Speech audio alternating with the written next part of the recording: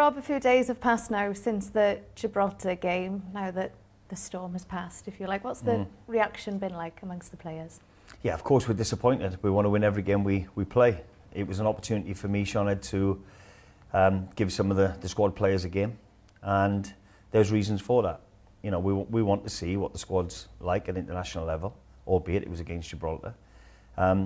Some will be really, really pleased with their performances, and there's some obvious ones. Young Lewis Koumas has come on and made a good account for himself, and just purely by his enthusiasm to get on the ball and do something. It was infectious. And there'll be others that fell well below par for their performances that they've shown. So I'm not going to go into detail through the press. We'll have those conversations on camp and personally. But it was an opportunity for them to show us what we can do, our supporters what we can do. And like I said, some fell short, but that was the reason behind the selection. We're disappointed that we haven't got the win, because we go into every game wanting to win it. When you step back and strip all the emotion out of it, what did you learn about those players? Well, like I said, some have given a good account of themselves, so we're planning for the future. Long after I'm gone, Siomedig. You know, we're trying to expose these players to international football so that it benefits Wales in the next months, years to come, after I've gone. So that's why I'm doing it. I'm not doing it just to get the wins, and I could have been selfish. I could have made players come away. I could have done it. I could have picked. We've got 7 players back home that started against Poland. You know, I could have been really selfish and insisted that they come. What benefit is that going to do me? So it gives me an opportunity against the Gibraltar team to see some of the squad players. Some have done well, some have fallen below par. And that's it, we move forward. It's all about September. So come September, when we get the full squad back in together, it's about hitting the ground running and competing at that top level. I know it's a tricky one because you mentioned about the bigger picture. Of course, these are 2 friendly games. I do want to ask you about the fans' reaction after the game, because it's very rare to hear that. How did that make you feel? How would you think? You know, we're human. Yeah, we're human. Of course, it's not nice, but I take it. I'm the manager. I'd rather I get it than the players. There's some young players there. What I want to talk about is Lewis Koumas and his debut. You know, Charlie Crew and his debut. They were so excited coming off the pitch, even though they'd be disappointed we didn't get the win. They're winners themselves, but they made the debut. I spoke to Lewis after, because I played with his dad, Jason. I said, what did Dad say? Just immensely proud. Unbelievable moments for them young players. So I'll take that at the end. I get it. I'm a supporter myself. I'm disappointed we didn't beat Gibraltar, but I've got to have the bigger picture is we've got to develop for the future, and I've got to expose these players to international football. There was only 44 caps amongst the team that played the other night, so it was an opportunity to give them more caps, to have a look at them more closely, and then, like I said, get ready for the games in September. Along the way in development, you're going to hit hurdles from a personal point of view as well, and good can come of it. We were here last June. And I managed us through that spell. And from September onwards, the reaction has been incredible from those players. And we'll do it again. We're disappointed we fell below the standards that we'd set. You know, we're disappointed we didn't qualify for the Euros. We're going to get stick for that, but that's only because of the expectations we've put on ourselves from being successful in the Euros in Baku and qualifying for the World Cup. Supporters now expect us to just turn up and qualify for it. And I get the frustration. There was nobody more disappointed than me at the end of that Poland game. But we haven't done. We now got an opportunity to develop some young players, expose them to international football, and that's where I'm at right now, because I want to benefit for the future for Welsh football in years to come. Tomorrow night, Rob, Slovakia will be a much tougher test, a very different test to the one you faced on Thursday. We'll start with the team. Who's available? And I mainly want to ask about Chris Mepham and Ben Davies. Is there a chance that they'll be involved tomorrow night at all? No, that was never the plan. They were always coming away to Portugal with us for a camp. They had their training, they had their programs to do specific to what they needed. We worked with the club, we worked with the player. And do you know what? It was just nice. I wanted Ben and I wanted Meps around the group, because for the young lads that stepped up, I needed to see them, how they conduct themselves on and off the pitch and the training ground, and sort of have that continuity in the culture and environment that we've created. So they've been really, really important for us this week. But unfortunately, Ben flew back last night, Meps has gone back today, so they're unavailable. On top of Connor that's not travelled, Joe Roden, Nico Williams, David Brooks, Harry Wilson. So, you know, no excuses, Siomedig. I'm not making excuses or trying to, but put a bit of perspective on it. You know, we've got 2 friendlies in June. We want to win them, but with a very depleted squad. And like I said, so I've taken that as an opportunity to play some squad players. So if Thursday was a big opportunity for some of the young players, tomorrow's an even bigger opportunity then against a team that are going to the Euros. Yeah, it's going to be a real tough test for us, but good for their development and good, even if they're not on the pitch to start with, good to be in that environment tomorrow night. It's going to be a sellout, sending them off to the Euros.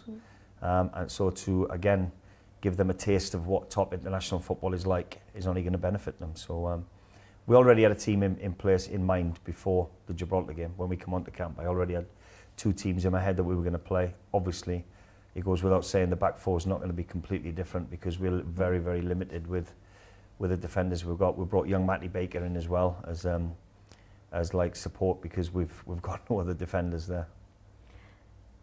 Result aside tomorrow, Rob, how important is it that we see a much, much stronger performance, especially considering this will be the last game before the Nations League campaign starts in September?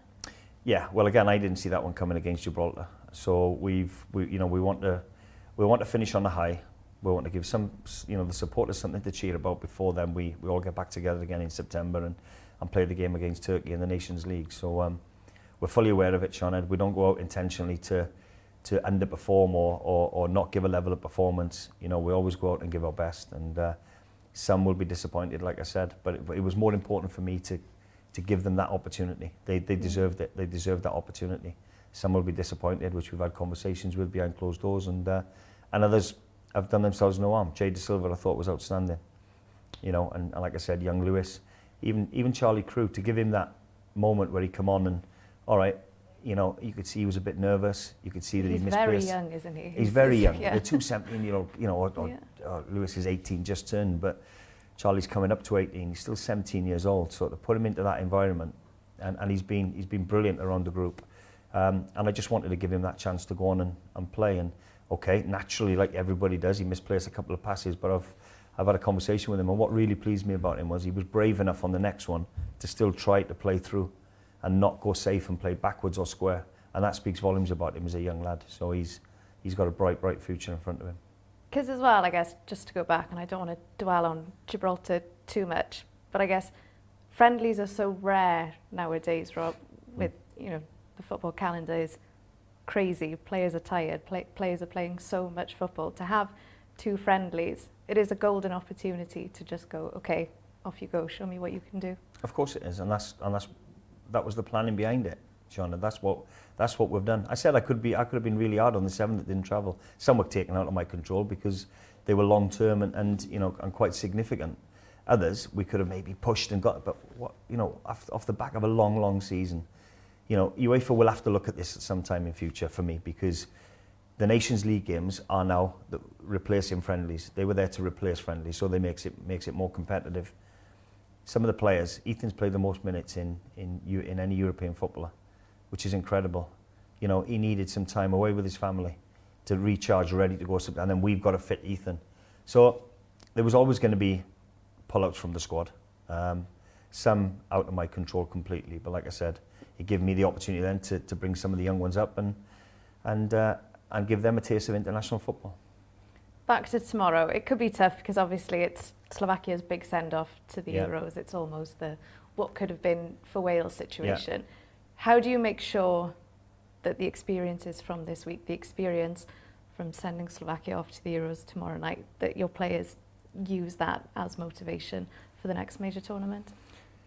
Yeah, look, I don't think they need any more motivation. They were devastated in that change room at the end of the Poland game, really were. And they've had a taste of it. They've had a taste now of major tournaments. So they were disappointed.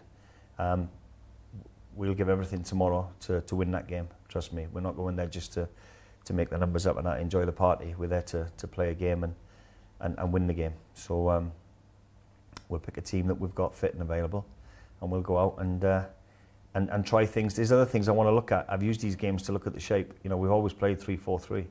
We've always played that, and that's got us to success. We know we can play that. We've nailed that down. We've tried something different against Gibraltar. We're going to try something different against Slovakia tomorrow. So that again is something that we're gonna work with and have a look with one eye already on Turkey for September.